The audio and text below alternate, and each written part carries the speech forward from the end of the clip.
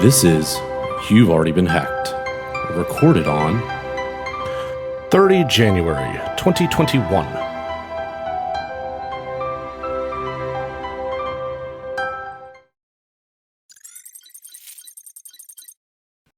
All right, this week, let's kick it off with some nefarious activity.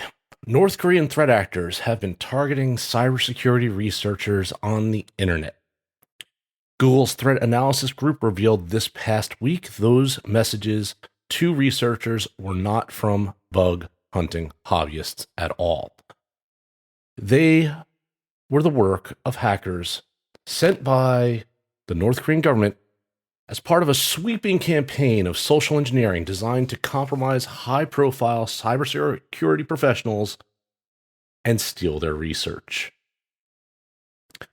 The attackers had multiple vectors to attempt to contact researchers, one of them being Twitter. They set up identities across Telegram, Keybase, LinkedIn, and Discord to establish connections with security researchers about potential collaborations. They built out legitimate-looking blogs as part of their backstopping with the type of vulnerability analysis you would expect from a real firm. In their contact to researchers, they would claim they found a flaw in Microsoft Windows or Chrome, or depending on whatever their target's expertise was, and that they needed help figuring out if it was exploitable. Every exchange had a common goal: get the victim to download malware masquerading as a research project, or click through a link that was malware-laced. Targeting security researchers was something that Google called a, quote, novel social engineering method. The attackers primarily tried to spread their malware using Microsoft Visual Studio projects with those they targeted. Visual Studio, for those that don't know, is a development tool for writing software produced by Microsoft. The attackers would send the exploit source code they claimed to be working on with malware as a stowaway inside the code. Once a victim downloaded and opened the tainted project, a malicious library would start communicating with the attacker's C2 servers. The malicious blog link provided a different potential avenue for infection.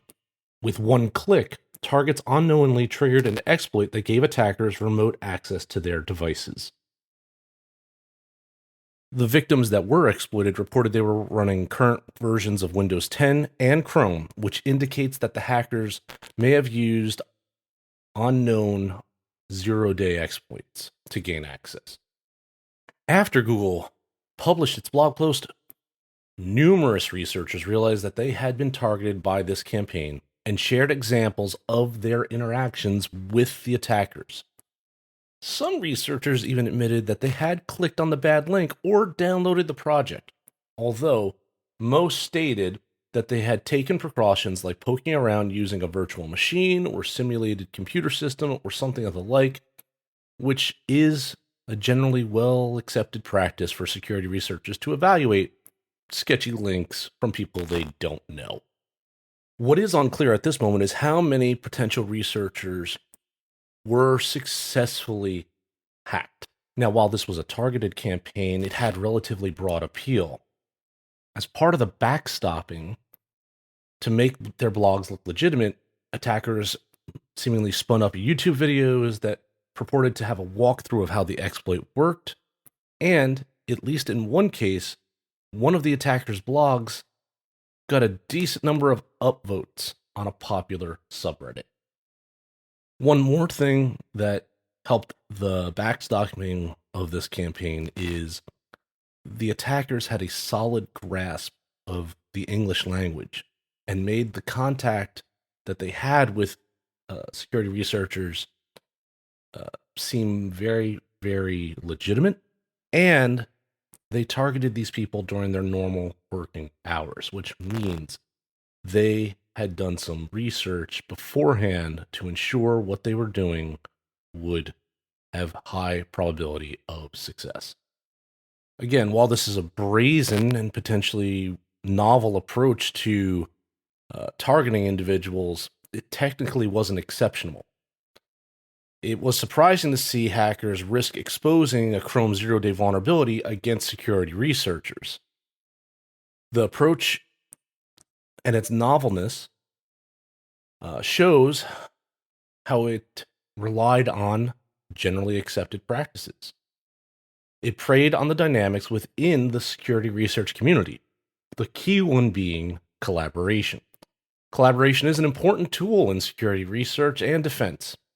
If everyone did their work in isolation, it would be nearly impossible to see the bigger picture of an attack, the trends, and the hacker's activities. Many researchers fear that the campaign and any copycats that may arise from it could have an outside, chilling effect on this necessary component of their work. Now, while Google has attributed this to North Korea, Kaspersky Labs has also stated that one of the tools used in the attack is typically used by the hacking gang, the Lazarus Group. Most researchers say that they already take precautions that protect them from this type of campaign, or would have had they been targeted. But the incident is certainly a reminder to remain vigilant and trust but verify. All right, we've talked about something the bad guys have been up to. Let's talk about a couple wins for the good guys. International efforts have disrupted the Emotet operations. Global law enforcement agencies have seized control of Emotet infrastructure, disrupting one of the world's most pervasive and dangerous cyber threats. A coordinated global law enforcement operation has disrupted the infrastructure of Emotet. Participating authorities include Europol, the FBI, the UK's National Crime Agency, along with agencies from Canada, France, Germany, Lithuania, the Netherlands, and the Ukraine. This massive feat involved going after several hundred servers located all around the world, all of which had different functionalities in order to manage the computers of infected victims, to spread also new targets, and to serve up other criminal groups and strengthen its global network. Emotet affected more than 1.6 million victim computers and caused hundreds of millions of dollars in damage, according to U.S. Department of Justice reports. In statements from Europol, as part of the operation, law enforcement and judicial authorities gained control of the infrastructure and took it down from the inside. Europol also stated that the infected machines of victims have been redirected towards this law enforcement controlled infrastructure. According to the U.S. Department of Justice, the 1.6 million machines around the world that had been infected with Emotet had this particular variant of that malware infect them between April 1st of 2020 and January 17th of 2021.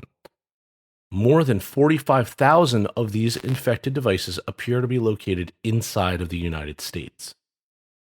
Officials have replaced the Emotet malware on servers in their jurisdiction with a file created by law enforcement. The idea here was that computers infected with Emotet would download the new file during a pre-scheduled update. The file created by law enforcement prevents Emotet operators from communicating with infected devices. However, and this is really important, it does not remediate other malware already present on those infected machines. It's designed to block additional malware from being installed. Officials plan follow-on actions, and one example of that coming out of the Netherlands is that they plan to mass uninstall Emotet from infected hosts later this year. 2 of its 3 primary C2 centers are located within the Netherlands, so they may have some real good success in what they're going to attempt to do. Let's hope their uninstall routines don't break targeted or infected computers along the way. One thing that law enforcement doesn't know is whether or not this will be long-term successful. They don't know how many parts of the group still remain out of reach of cooperating law enforcement agencies, so they don't know if they cut off the head or just parts of the body. And they don't know if the organization will be able to rebuild with new technical and operation staff within weeks or months. It's yet to be seen.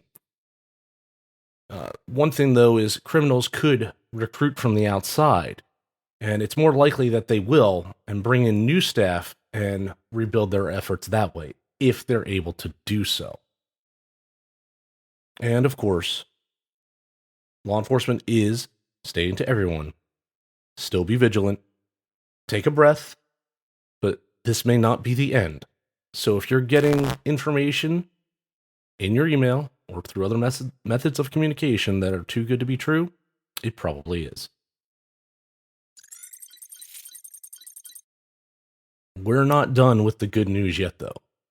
NetWalker ransomware operations have also been disrupted. The U.S. Department of Justice and Bulgarian authorities have seized servers and disrupted the infrastructure of darknet websites of the NetWalker ransomware gang. They've also made at least one arrest. In the NetWalker takedown, police have confiscated hundreds of thousands of dollars in ransom payments collected by the cyber criminal gang.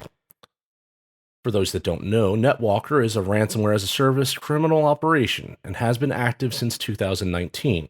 It uses an affiliate model in which the operators maintain and update the crypto locking malware, while others perform such tasks as gaining initial entry into victims' networks in exchange for a share of the profits. The ransomware has been tied to a number of high-profile attacks throughout all of last year, including one that targeted the University of California, San Francisco, which paid the ransom of more than $1 million US. The one arrest we currently know about is a Canadian national who is suspected of working as a NetWalker affiliate and helping to conduct a ransomware attack against a victim in Florida. The Canadian is alleged to have made $27.6 million from infecting victims with NetWalker ransomware and is charged with intentional damage to a protected computer, which carries a maximum sentence of 10 years in federal prison. Across the pond, Bulgarian authorities have seized the servers used to support the darknet site used by NetWalker ransomware affiliates to provide payment instructions and communicate with victims. The federal indictment paperwork also notes that on the 10th of January, the FBI seized cryptocurrency worth more than $450,000 from NetWalker. And while that number sounds great, it is just a drop in the bucket. There are reported estimates that NetWalker has earned approximately $46 million in ransom payments since the attacks began. Now, since this was an affiliate model type of ransomware, the 20 or so affiliated groups together earned between 76 and 80% of the ransom profits, according to notes found by law enforcement. NetWalker seems to have been mostly active in mid-2020 when the average ransom per incident grew to $65,000. This is up from the 2019 average of $18,000 and change.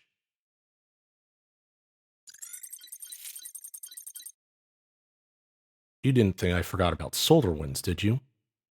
No, there's more. Mimecast says their certificates have been compromised by Solarwinds threat actors. The Mimecast certificate compromise was reported earlier in January and is part of that particular supply chain attack. Mimecast issues a certificate used to authenticate some of the company's products to Microsoft 365 Exchange web services. The certificate in question was used to verify and authenticate those connections made to Mimecast's sync and recovery, or backup from mailbox folder infrastructure, etc., calendars, whatever. Their continuity monitor, which looks for disruptions in email traffic, and internal email protector, IEP, inspects internally generated emails for malicious links, attachments, or other sensitive content. The hack was brought to Mimecast's attention by Microsoft.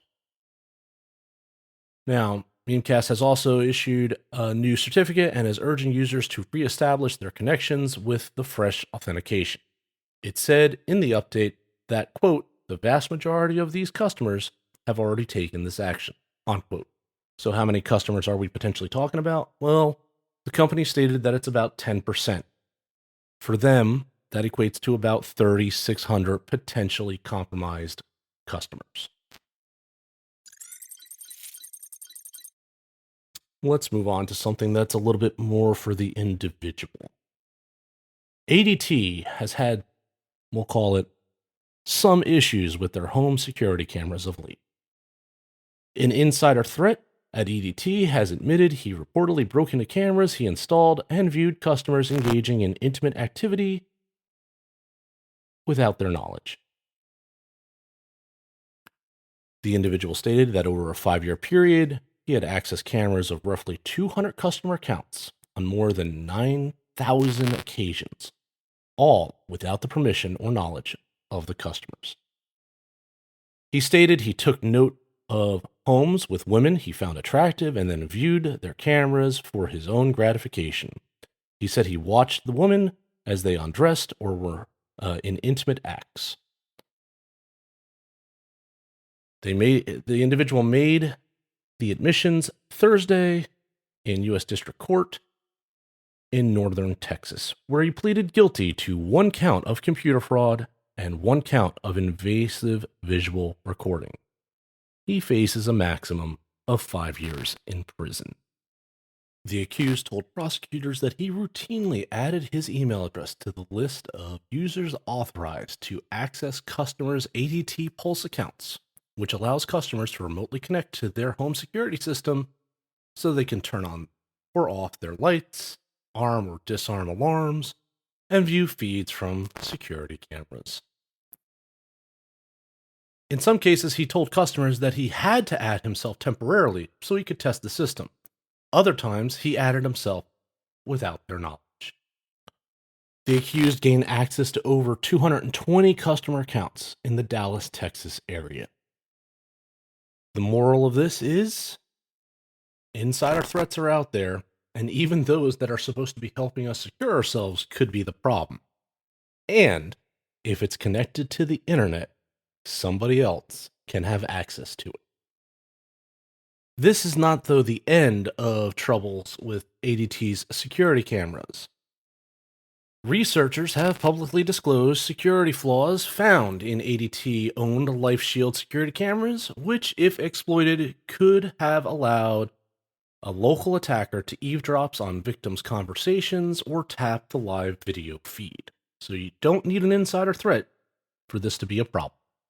According to ADT, 1,500 devices are affected by the current security flaw. The devices were part of a single model of LifeShield doorbell cameras, which was marketed and sold as a residential device and is no longer a current offering.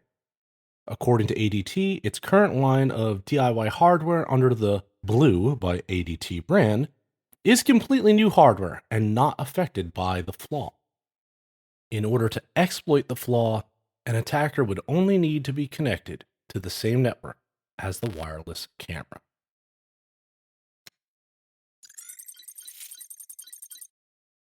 And finally, US Cellular has disclosed a data breach. US Cellular suffered a data breach after hackers gained access to its CRM and viewed customer accounts. In a data breach notification filed with the Vermont Attorney General's office, US Cellular stated that retail store employees were scammed into downloading software onto a computer. The software allowed attackers to access the computer remotely as the employee was logged into the customer relationship management system, and they were able to gain access to that. US Cellular believes the attack occurred on the 4th of January this year. It's not clear from the notification how many customers were affected and whether the employees were scammed via a phishing email or another method. While viewing a customer's account in the CRM, the threat actor could have been able to see their name, address, PIN, cell phone number, service plan, and billing and usage statements. US Cellular has stated that social security numbers and credit card information are not accessible as they are masked in the CRM. While there is some debate over this, US Cellular deleted a breach notification it posted on its site, stating that attackers were able to port numbers for affected users to another carrier. The company has reached out to impacted users, has reset their impacted pins and security questions, and will be required to set all that information up again. Affected customers should be on the lookout for targeted phishing scams utilizing information stolen from the CRM. If you like this podcast, share it with your colleagues and friends. Your support is how we are able to continue to grow and provide this content. Thank you. That's all for the news this week. I'm your professor of cyber risk. We'll talk again soon.